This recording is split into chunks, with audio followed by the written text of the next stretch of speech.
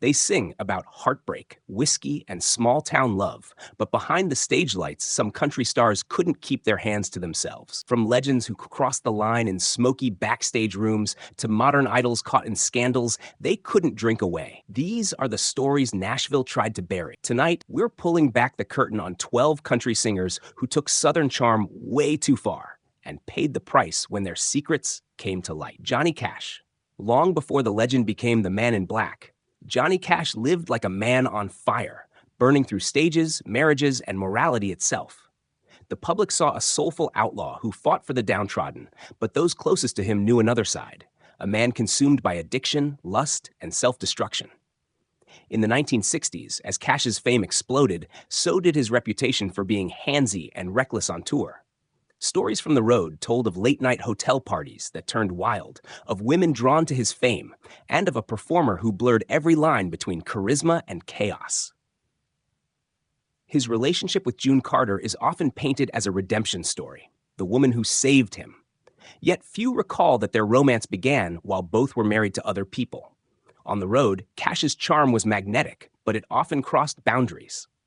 Backstage encounters became legendary among crew members. Some described him as too affectionate, while others dismissed it as part of his outlaw persona. Cocaine and amphetamines only fueled the problem, pushing him further into unpredictable, aggressive behavior.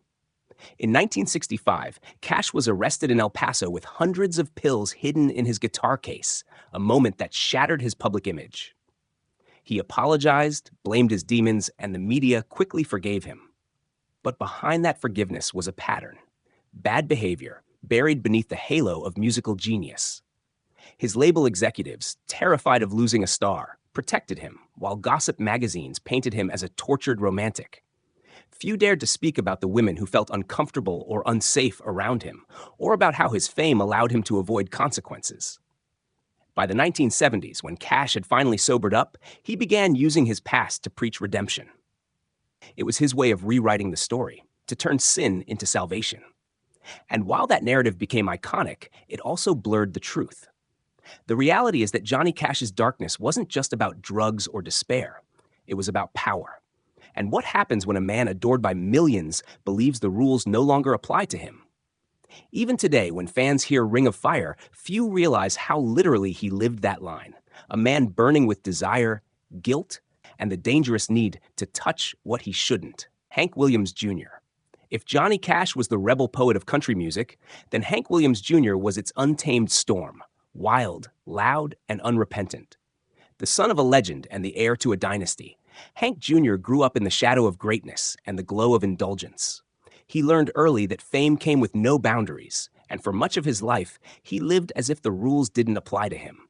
By the 1980s, his concerts were a blend of music, alcohol, and chaos, and Hank Jr. was at the center of it all. Known for his brash personality and Southern pride, Hank Jr. often turned charm into intimidation. Fans and insiders described him as magnetic but volatile, a man who could make a room laugh one moment and cross a line the next. During his hard partying years, stories circulated about rowdy backstage scenes where his drinking led to more than just reckless words. Women who met him on tour remembered him as forward, flirty, and sometimes physical. His temper, fueled by whiskey, could swing between affectionate and aggressive without warning. Hank Jr. himself never denied his wild reputation. He even glorified it in songs like All My Rowdy Friends Are Coming Over Tonight, which turned debauchery into a lifestyle. But behind the bravado, there were troubling incidents, bar fights, inappropriate behavior toward female fans, and explosive outbursts that left others walking on eggshells. Country radio hosts and promoters often looked the other way, afraid to alienate a star whose name still sold out arenas. By the 1990s, as the music industry began to shift, Hank Jr. tried to present himself as an elder statesman of outlaw country. Yet his offstage behavior never fully shed its old skin. A few interviewers quietly withdrew invitations after uncomfortable encounters. Even some fellow musicians admitted that while Hank Jr. could be generous and loyal, his sense of personal boundaries was often blurred by ego and alcohol. To his fans, he remains a symbol of defiance, the last true outlaw who refused to bow to political correctness. But for those who saw the man behind the music, Hank Williams Jr. embodied a more unsettling truth. That unchecked fame, passed down like a family heirloom, can turn charm into entitlement and touch into trespass. His story reminds us that in Nashville, rebellion sometimes hides behavior that shouldn't be excused by legend. Merle Haggard. Merle Haggard was the rough-edged poet of America's working class, a man whose voice carried the pain of prison cells, broken hearts, and lost chances. But behind that rugged honesty was a restless appetite that often crossed the line between desire and disrespect. Long before country radio crowned him an outlaw hero, Haggard's life on the road was marked by countless affairs, heavy drinking, and behavior that many who toured with him quietly described as too much. Born out of poverty and rebellion, Merle lived like a man constantly testing his limits. After escaping prison and finding fame in the 1960s, he carried his outlaw image into his private life. On tour, his charisma drew in crowds, and women followed him from city to city. To many, he was irresistible, the bad boy who'd lived the songs he sang. But to others, his charm came with a price. Crew members recalled backstage parties that turned chaotic, fueled by whiskey and ego, where boundaries blurred and consent became an afterthought. As the fame deepened, so did the stories. Merle's multiple marriages, 5 in total, became tabloid staples. Each new relationship seemed to overlap the last, leaving behind rumors of jealousy, infidelity, and unwanted advances. Several female musicians who worked with him in the 1970s later hinted that touring with Haggard meant tolerating behavior that would end careers today. One even said, "You didn't say no to Merle, not if you wanted to stay on the tour." By the 1980s, his addictions, alcohol, cocaine, and sex, had carved deep scars into both his personal life and his reputation. Yet, the same industry that punished others often excused Merle's conduct as part of his outlaw mystique. Fans loved his songs about regret and redemption, rarely realizing how closely they mirrored the damage he caused off stage. His confessions in later years about how he mistreated good women and hurt too many people were as close to accountability as Nashville ever got from him. When Merle Haggard died in 2016, tributes celebrated the legend, not the man. His music told the truth about hard living, but his life was also a warning, a reminder that in the smoky haze of country fame, talent can't erase the harm done by hands that reached too far. David Allan Coe. If country music had a wild card, it was David Allan Coe, a man whose life blurred the line between outlaw artistry and outright obscenity. He called himself too real for Nashville, and in many ways, he was. Born in an Ohio prison cell and raised in chaos, Coe built his fame on rebellion, vulgarity, and a deep disdain for authority. But behind the outlaw image was a darker truth. Coe's behavior often veered from eccentric to disturbing, especially when it came to how he treated others, particularly women. In the 1970s and 80s, Coe's concerts were infamous. He would storm on stage in rhinestone leather, shout at the audience, and tell stories that mixed fantasy with confession. Backstage, those stories got uglier. Band members and tour staff later recalled nights of drunken rants, offensive jokes, and physical aggression. Coe was known for testing boundaries, both on and off stage. One promoter in Texas once said, "You never knew if he was going to kiss you, fight you, or grab somebody he shouldn't." His private albums, especially the underground X-rated series he self-released, pushed beyond provocation into exploitation. The lyrics were filled with sexual bragging, explicit fantasies, and shocking imagery that critics condemned as hateful and demeaning. Fans called it performance art. Others saw it as a reflection of who he really was. Coe defended himself by saying he was only playing a character. But people who worked closely with him weren't so sure. They described him as a man who couldn't separate his stage persona from his own impulses. Women around Coe often bore the brunt of that confusion. Ex-partners and industry colleagues painted a picture of volatility, charm that could turn to cruelty, affection that crossed into control. While none of the most troubling allegations ever reached court, the whispers followed him everywhere.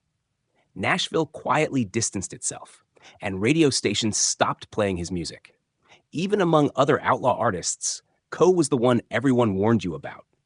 By the 2000s, when most of his peers mellowed into nostalgia acts, Coe still leaned into controversy. He once said in an interview, "If I didn't shock you, I wouldn't be doing my job. But shock and harm are not the same. And David Allan Coe's story shows how easily fame and ego can blur that line. Morgan Wallen. In the new generation of country music, few names have risen or fallen as fast as Morgan Wallen. To millions, he's the small-town boy with a whiskey voice and a bad boy grin. But behind the fame, his story has become a symbol of what happens when charm turns careless, and boundaries blur beneath the spotlight. Wallen's rise from the voice contestant to Nashville's biggest star was meteoric, yet so were the controversies that followed, fueled by alcohol, arrogance, and behavior that too often crossed the line. As Wallen's popularity grew, so did his reputation for partying. Reports from tour crews and venues described him as uncontrolled after dark, unpredictable, impulsive, and far too physical when intoxicated. Fan meet and greets became a recurring issue. Multiple attendees later admitted to feeling uncomfortable by his overly familiar behavior. While no formal accusations ever went to court, the stories piled up.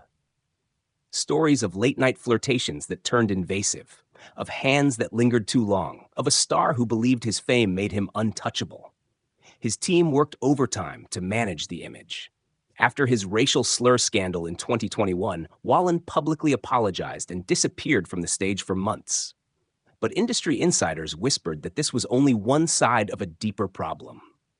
A pattern of entitlement. For every apology, there seemed to be another incident. Bar fights, reckless behavior with fans, and drunken appearances that forced his management to step in. Behind closed doors, fellow musicians began to distance themselves, calling him a liability wrapped in talent. And yet, despite it all, Morgan Wallen's fan base kept growing. His music, drenched in nostalgia and heartbreak, offered a clean image that clashed with his offstage reputation. In Nashville, that contradiction became an open secret. A talented artist with a darker side, the industry preferred not to confront. In many ways, Wallen embodies the modern version of an old story, the charming country boy who never learned when to stop. He sells sincerity in every lyric, but struggles to live it off stage. His voice may define this decade of country music, but his actions reveal something more troubling: how easily fame still excuses behavior that should never be normalized. Jamey Johnson. Jamey Johnson was supposed to be the man who brought honesty back to country music, the bearded troubadour who rejected fame's flash and sang straight from the soul. But beneath that outlaw mystique and quiet intensity, there was a side of him Nashville insiders knew too well.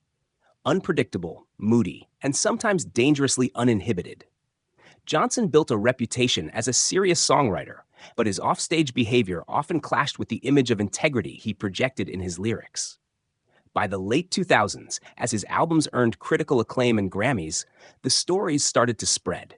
Tales of wild nights, drunken outbursts, and blurred lines at after parties.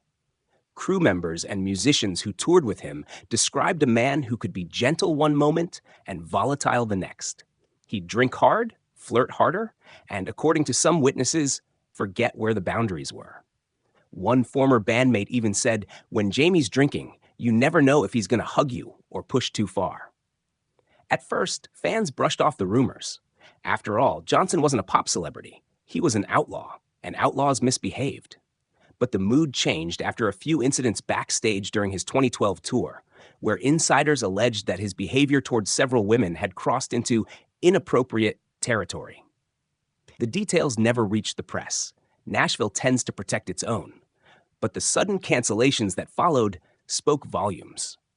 For several years, Jamey Johnson all but disappeared from the mainstream scene, citing mental health and creative struggles.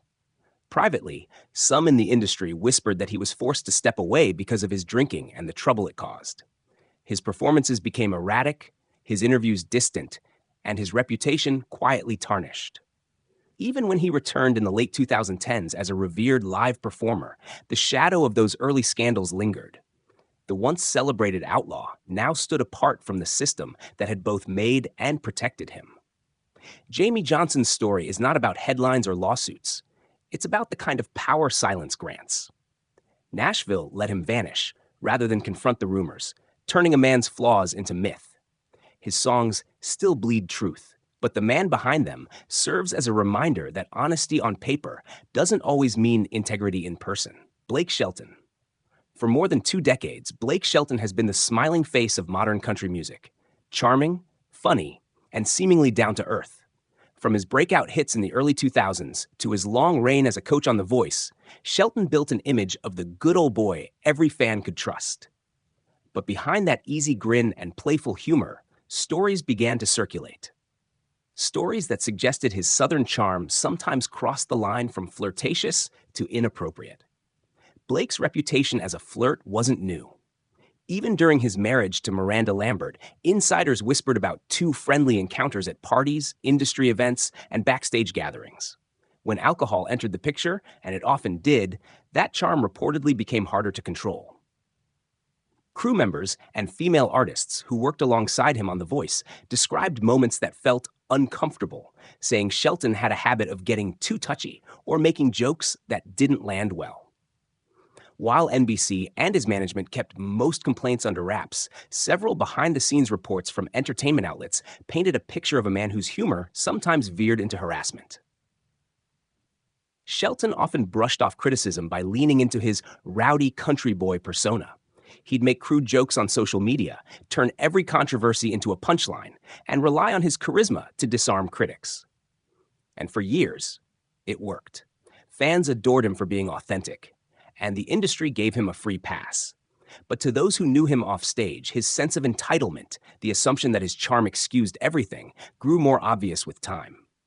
After marrying Gwen Stefani, Blake tried to clean up his public image. The new version of him was softer, more mature, the family man who traded bar nights for home life. Yet even that transformation couldn't erase the stories from his past. The late-night flirtations, the crude humor, and the blurred boundaries that followed him through much of his career. To the world, Blake Shelton remains a lovable giant of country music, the guy next door with a guitar and a grin. But behind the smile is a reminder of how easily fame can mask behavior that would get anyone else fired. In an industry where charm is currency, Shelton's story proves that sometimes the nicest guys on stage aren't quite as harmless as they seem. Sam Hunt. Sam Hunt was supposed to be the new kind of country star, polished, romantic, and effortlessly cool. With his model looks, soft southern drawl, and pop-infused love songs, he became Nashville's golden boy overnight. But as fame grew, so did the stories behind the scenes, stories that painted a very different picture of the man behind the mic. For someone who built his image on vulnerability and respect, Hunt's behavior offstage often blurred the line between charming and inappropriate. In the early years of his career, Sam was known for his accessibility. He'd mingle with fans after shows, hug strangers at meet and greets, and call himself a hands-on kind of guy. But as his fame skyrocketed, some fans began to describe those encounters as uncomfortable, saying his friendliness sometimes felt forced, even invasive. Backstage accounts told of Hunt getting too close, touching shoulders, waists, and faces a little too long, always with a smile that made it hard to protest. One fan later wrote online, "He's flirty, but it didn't feel right, like he forgot we weren't all part of the show." By 2019, his polished image began to crack. That November, Hunt was arrested for DUI in Nashville after driving the wrong way down a one-way street. The incident revealed more than just reckless drinking. It showed how the same lack of restraint that fueled his stage charisma was bleeding into real life. Afterward, insiders admitted that his offstage behavior had been a quiet problem for years, hidden under his charm and good looks. His management rushed to repair the damage, pushing a narrative of forgiveness and second chances. Yet, despite the PR cleanup, whispers continued. Women in the industry privately talked about how Hunt could be too touchy when drunk, and his tour staff reportedly had to keep an eye on him during after parties. Nashville's elite still loved him, but the air around him had changed. Fans saw the same smile, but with new skepticism. Sam Hunt's story isn't about evil intent. It's about blurred lines, about how charisma, fame, and unchecked ego can turn friendly into unwanted. His songs still dominate the airwaves, but the man behind them serves as a reminder. Even the most polished stars of country music can lose control when they start believing their own image. Billy Currington. Billy Currington was the kind of country artist who made bad behavior look good. With his beach blonde hair, slow Georgia drawl, and smooth, sensual songs like Must Be Doing Something Right, He built a brand around easy charm and effortless seduction. But behind that laid-back image was a history of temper, entitlement, and a pattern of behavior that made people wonder whether the nice guy image was just another marketing illusion. Currington's trouble with boundaries became public in 2013 when he was arrested and charged with terroristic threats and abuse of an elder after threatening a 70-year-old boat captain in Savannah, Georgia. It wasn't the kind of story Nashville could spin as a misunderstanding. It exposed a volatile side that insiders already knew too well. On the surface, it was a road rage incident. But for those who had worked with him, it was part of a larger pattern. A man who couldn't handle confrontation, alcohol, or rejection. Tour crew members from the mid-2010s described Currington as touchy when drunk, especially around women. At fan events, he was known for his long hugs and hands that lingered a bit too long. Some dismissed it as flirtation. Others felt uncomfortable but stayed silent, afraid of losing their jobs or their chance to be in Nashville's good graces. His management often stepped in quietly, smoothing over small scandals before they reached the tabloids. Behind closed doors, publicists referred to him as a PR headache waiting to happen. Despite it all, Currington kept his career afloat through sheer musical talent and a loyal fan base. His songs about love and warmth stood in sharp contrast to the man who, at times, seemed to confuse affection with control. Unlike some of his peers, Currington never faced major career consequences. Nashville's double standard once again protected the star over the story. But to many in the industry, he became a cautionary tale about how charm and good looks could disguise a deeper problem. Today, Billy Currington rarely gives interviews and keeps his personal life private. Yet his silence speaks volumes. For a man who once sold himself as the embodiment of Southern gentleness, too many remember him as someone who couldn't keep that promise or his hands where they belonged. Trace Adkins, towering at 6'6", with a baritone voice that shake a stadium, Trace Adkins was the very image of the classic Southern man. Confident, commanding, and dangerously charismatic. On stage, he played the part of the rugged gentleman, the kind who'd open a door with one hand and hold a whiskey with the other. But offstage, that masculine bravado often spiraled into something darker. Behind his deep voice and slow smile lay a long history of volatility, fueled by alcohol, infidelity, and behavior that crossed far beyond the line of charm. Adkins' public troubles began early. In the late 1990s and early 2000s, he was a frequent tabloid presence, thanks to arrests, bar fights, and explosive relationships. His third wife once shot him during an argument, and miraculously, he survived. Years later, he downplayed the incident as just one of those things that happens when you mix love and whiskey, a phrase that summed up his reckless philosophy. But insiders in Nashville knew there was more to it. Crew members and tour staff described a man who drank until he lost control, who got too close to fans, and who often needed to be pulled back by his own security. In 2014, while performing on a country cruise, Adkins was kicked off the ship after an alcohol-fueled confrontation with a Trace Adkins impersonator. The headlines made it sound like a joke, but it wasn't. According to passengers, he had been harassing women in the crowd before the fight broke out. He later entered rehab, but within the industry, it was widely seen as a forced move to contain a deeper behavioral pattern that had long gone unchecked. Despite repeated scandals, Nashville never truly turned its back on him. Adkins was too bankable, too iconic. His deep voice continued to sell records, and his image, the gruff cowboy with a soft heart, was too profitable to abandon. He became living proof of how easily the industry forgives men who cross lines, as long as they can still sell the story of redemption. Trace Adkins' career endures, but the man behind the legend remains complicated, a symbol of both Southern strength and self-destruction. His hands built a career that inspired millions, but they also caused damage that never made the stage lights. Beneath the smooth voice and black hat is a truth Nashville never liked to say out loud. Some outlaws never learn where charm ends and control begins. Randy Travis. For years, Randy Travis was the face of clean-cut country music, the man who brought decency and traditional values back to Nashville. With his angelic voice and gospel roots, he became the industry's moral compass in the 1980s and 90s. But behind that wholesome image was a man wrestling with demons that fame only magnified. When the curtain finally fell, the fall from grace was spectacular and deeply unsettling. Travis built his success on sincerity, but his personal life began to unravel in the late 2000s. After divorcing his longtime manager and wife, Elizabeth Hatcher Travis, his world spiraled. Years of control, jealousy, and alcohol came crashing into public view. Those close to him said the divorce broke something inside him. He started drinking heavily and became erratic, even aggressive, a far cry from the humble singer fans once adored.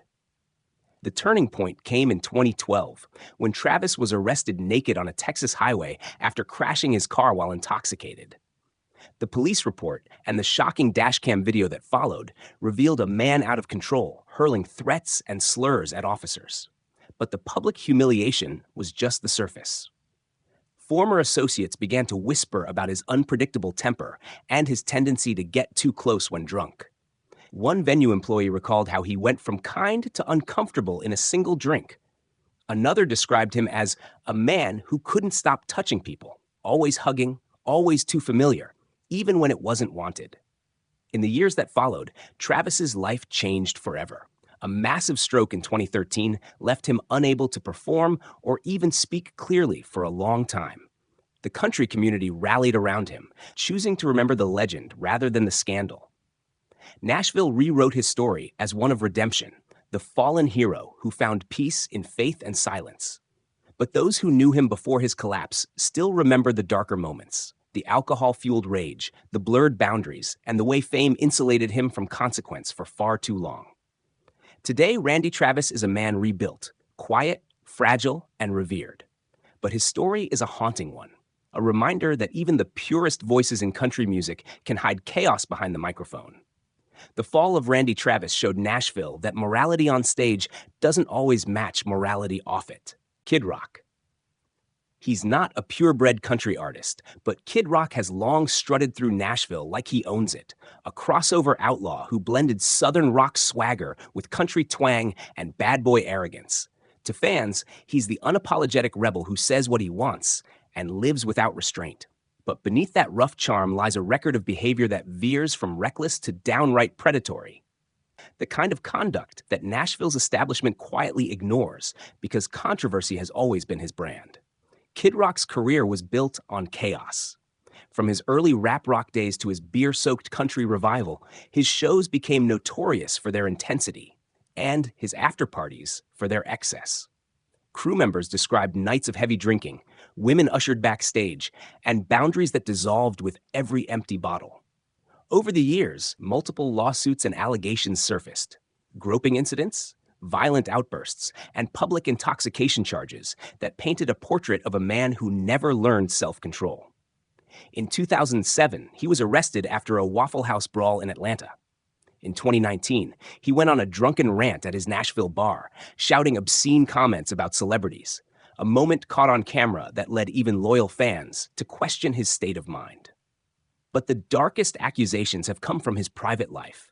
Former girlfriends and employees have accused him of physical and verbal abuse, describing a man whose temper could flip instantly. One ex-associate told Rolling Stone that he believed the rules didn't apply. Not with fame, not with women, not with anyone. These stories rarely made headlines in country media, partly because Kid Rock isn't owned by Nashville, and partly because controversy has always kept his name alive. In public, he dismisses everything as exaggeration, proudly labeling himself uncancelable. He waves flags, breaks bottles, and calls himself the voice of real America. And maybe that's the tragedy, that an industry built on respect and storytelling still celebrates someone who turned disrespect into a brand. Kid Rock's story closes this list for a reason. He represents the extreme end of a culture that has too often excused bad behavior as outlaw charm. In reality, it's the same old pattern: power, fame, and ego running wild behind a cowboy hat and a microphone. The hands that once played guitars too often reached where they shouldn't, and Nashville has always looked the other way.